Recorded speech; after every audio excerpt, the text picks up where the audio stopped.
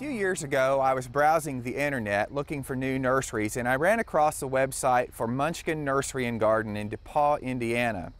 I've been fortunate enough to make a trip up to southern Indiana, and we're here at the entrance to Gene Bush's beautiful hillside shade garden at Munchkin Nursery. Gene has a really interesting thing here at the entrance to the garden. A pot of stones on one side, you pick one up, deposit your worries, leave them all at the garden gate. So come with me, let's leave all of our worries behind and see this beautiful garden. As you wander all of these wonderful woodland paths, lined with much effort by a great amount of stone, and it's just such a beautiful stroll through the garden. Gene, tell me just a little bit about how the garden came to be. Like some other things in life, it was an accident. About 20 some odd years ago, I was on a lawn and garden tractor up at the top of a hill right behind the post that you see. I lost traction. This tractor come sideways and almost went over this small cliff. So I made the decision neither I nor a mountain goat was going back up there again. Right. Went and borrowed a catalog to order some trees and shrubs because nobody mows grass in a forest. You know the rest of the story. You pick up a gardener's catalog and it's kind of like mainlining from there on out. Right. You're hooked. The bug has bitten. The bug bit me, and we went from trees and shrubs to what goes under trees and shrubs. Started at the bottom and just worked my way up the hill. Right. And now you have an amazing collection of shade-loving plants. That is our specialty. In a beautiful woodland setting. I tend to be a little bit of a collector. I take what is known or most well known, or maybe it's a local native, and then I like to do a little research and find out, okay, what's the rest of the story? Right. So such as there's Solomon seals, that's right behind you. That one's European Solomon seal. I forget just how many species of Solomon seal there are offhand, but I'm up to probably about 35 or 40 of them now. Right.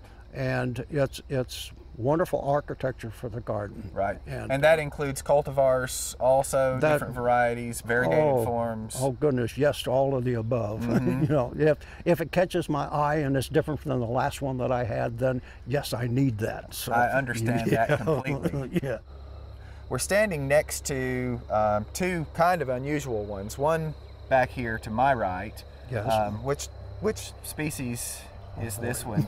Do you know off the top of your head? Yes, it starts with a V and I cannot pronounce it. Okay. Okay, it's the whorled Solomon seal. Whorled Solomon seal. Yeah, because of the shape of the leaf, and you can tell by looking at that one, it is definitely a member of the lily family. Of the lily family. Yeah. And then there's another one down here kind of to your left that really is beautiful, and it almost has a silver stripe to the leaf. Silver stripe is the name of it. Is very the name appropriate. of it. Yes, so that's polygonatum species, starts with an F. And Falcatum, I think. Yeah, thank you. Yeah. And then silver stripe. Silver stripe. And it's a little bit shorter. The leaf is narrower. Yes. So it doesn't take up quite as much room as some of our, the native one or the European ones. Yes. So even for a smaller garden, that would be a great selection and such a beautiful plant. Be a great selection. And in the Solomon seal family, I like to be a collector, but I don't like to put everything together like a collection. Right. So I work them into the gardens on an individual basis. And one of my favorite shade plants is this Spigelia, or Indian pink, and I see that you grow it really well here. Thank you. It's probably one of the most colorful natives that we have. It's easier than homemade sin to grow. It has no requirements whatsoever. It just does what it does best. It was recommended as a cure for internal parasites. You would worm your hubby like you worm your puppy. Wow. So it was shipped back, dried to Europe by the boatload for quite a number of years. Wow. Well, it's a beautiful plant, and I've learned that if I give it a little morning sun and I deadhead it once in a while, that I'll actually get 2 or 3 flushes of bloom out of it over the course of the summer. Well, I know you had a little mishap recently with the trees along this side of the property, and but that hasn't stopped anything. You've got some amazing plants even up into here. And this I recognize as a relative of our native jack-in-the-pulpit. This is Aracema fargesii. I don't know if it has a common name for it.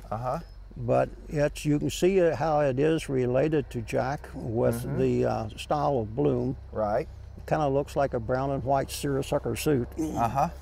These leaves, magnificent foliage. By the time the season is finished, these leaves are going to be about like this. Okay, but they won't be any taller. They just keep spread expanding out like the top of a table. Sure. Very exotic from the Himalaya mountains. And doing very, very well here. Yes, and they'll take quite a bit of sun, but now by July and August, the foliage will begin to get a little tattered. Right. But then the foliage will go back down, and then where each bloom was, you'll have a great big cluster of bright orange-red seeds. Oh, nice. Yeah, so you kind of get two for the price of one on this one. Absolutely. This is Erycema consanguinea, just one of those exotic jacks. Right. It comes in several forms, several sizes.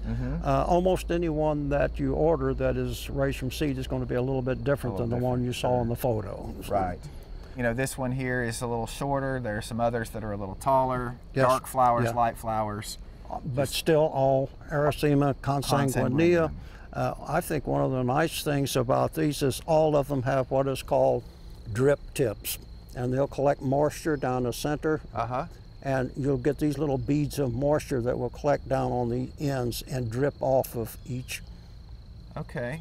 Yeah. So real early in the morning when dew is on, there'll be a tiny drop of moisture on the end of each one of these. Leaf. Yeah. Yeah. I've also noticed that you've begun amassing quite a collection of native azaleas, and that's one of the things that we love so much in Tennessee.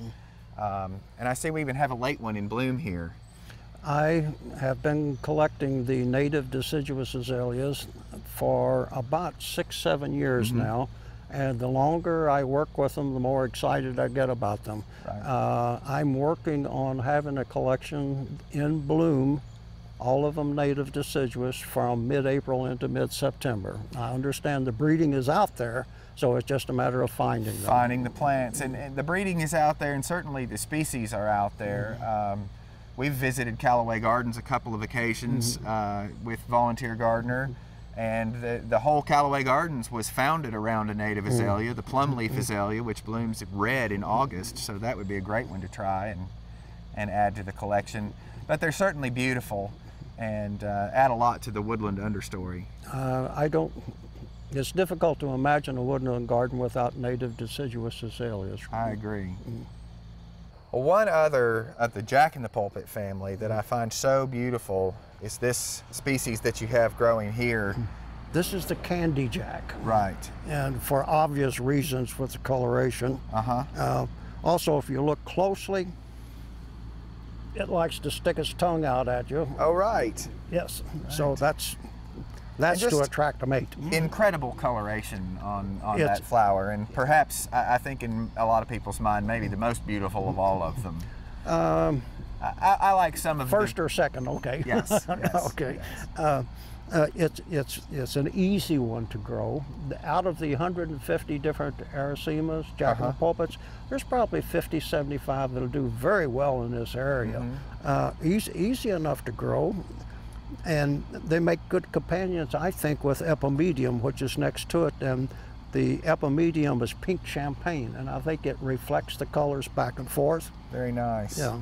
Very nice. This also has a broader leaf, and it's a little later flowering. So does this one stay up a little later into the season? Or is it a summer dormant? If it gets pollinated so that it can form seed, it'll still have the seed pods around probably October, November. So a long season of interest, whether it's from the foliage or the berries or the flower. Yes, a very good investment for something exotic but easy. I've also noticed a lot of bleeding hearts around the garden, or dicentras, but one of the most unusual ones that I have seen is this climbing variety that I don't think I've ever seen before. Really. It's out there and can be found if you look a little bit. It takes a little while to build up, like you see. Sure. It's climbing around on a native azalea, which it does not harm. It's a very soft, luxuriant look for a shade garden. Right. It's one of those things that just the longer you have it, the better it looks.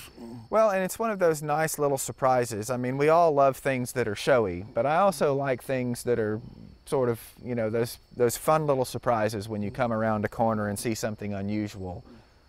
Well, I know that this has certainly been a passion of yours over the last 15 or 20 years. And do you have any suggestions for the folks at home about becoming a plant collector? Well, the first thing in collecting is simply do it.